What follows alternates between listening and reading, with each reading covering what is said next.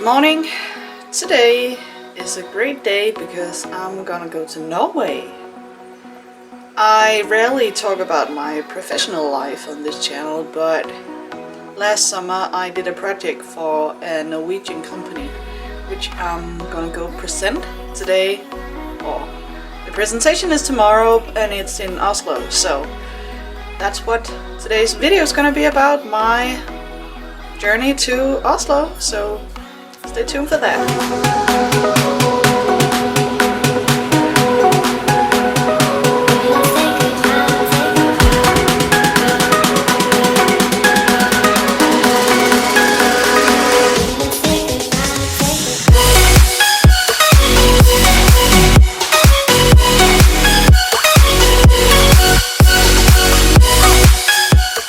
Please notice this awesome bag that Ben borrowed me.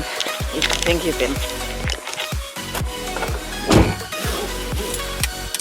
I'm gonna drive to Aalborg now, where the airport is. I'm gonna stop by my sister first to say hello to her, and then it's airplane time. So I just got done visiting my sister and now I'm on my way to the airport. My plane takes off in about 45 minutes, so I have plenty of time to do all the airplane stuff that you have to do. I haven't traveled by myself this way before. I've been to Norway before, but that was by ferry, so this is a little different. It only takes about 1 hour with the plane, so it's a very short trip. I think it's gonna go okay, I guess. I arrived at the airport and parked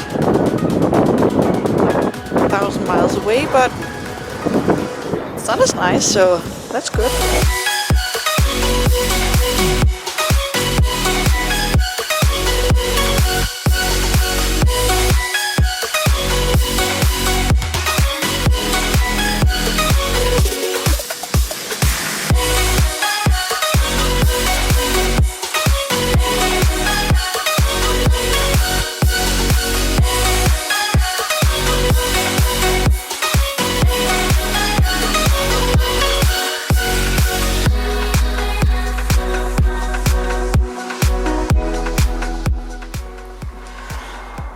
So, can you hear the plane? Well, the hotel that I'm on is very close to the airport in Oslo, Gardermoen. So there are planes almost like flying very close to my window, which is different, a little noisy. I'm very tired now. It's been a long day of both visiting my sister, seeing her baby for the first time, and just traveling. So luckily for me, there's a bathtub in the hotel room, so I'm gonna go fill it up with some nice hot water, throw on some Ivan Jurek. I haven't heard his episode from today, and then I'm gonna head to bed because, man, I'm tired. Tomorrow's gonna be my presentation after lunch. I hope I can get some footage from that. You'll see it afterwards if I get it. Otherwise, I think I'm gonna do an update before I'm boarding my flight tomorrow afternoon, and then it's back to Denmark and back to Ben. Good night.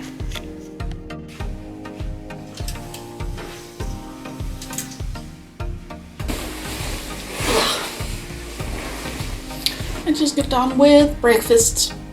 I love hotel breakfasts because it's a buffet.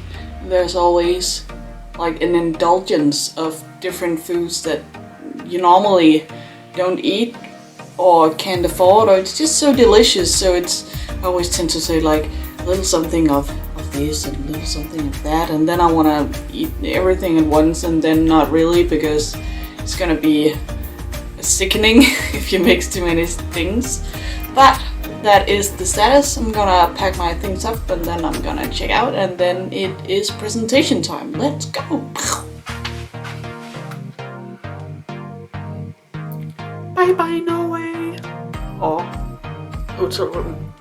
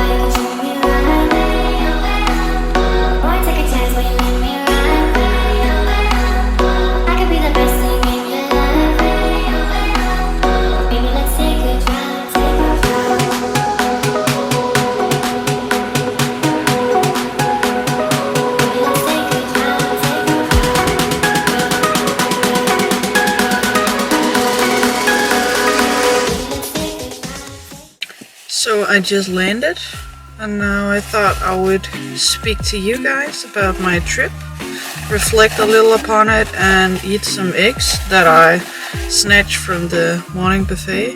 As you can see, I have one that's intact and one that's cracked.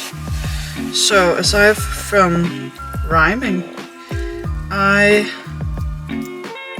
don't know what I would say with that sentence. I'm tired. It has been a long day of traveling.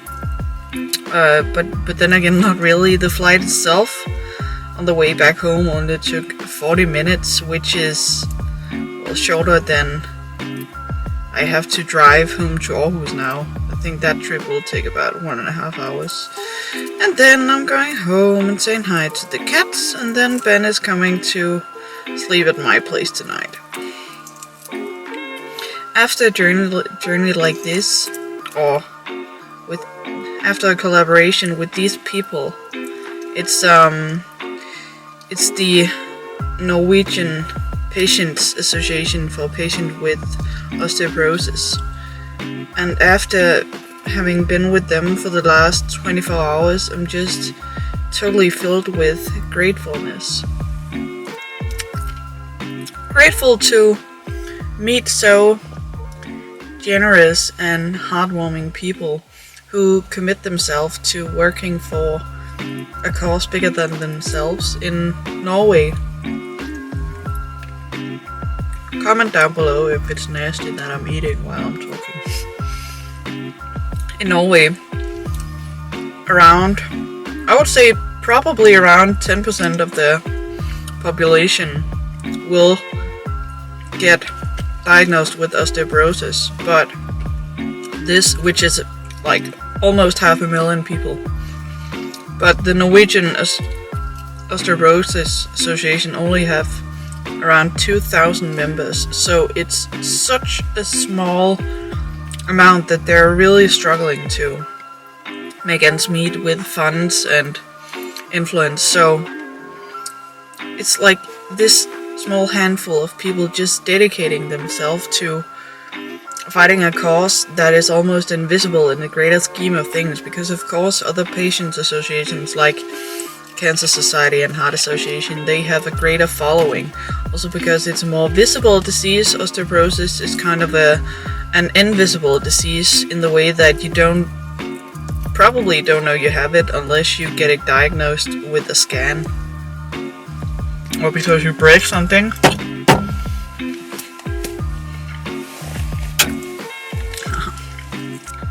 So, but I used to work for the Danish Patients Association for Osteoporosis when I was still a student, and I got headhunted when I finished school to analyze and communicate the results of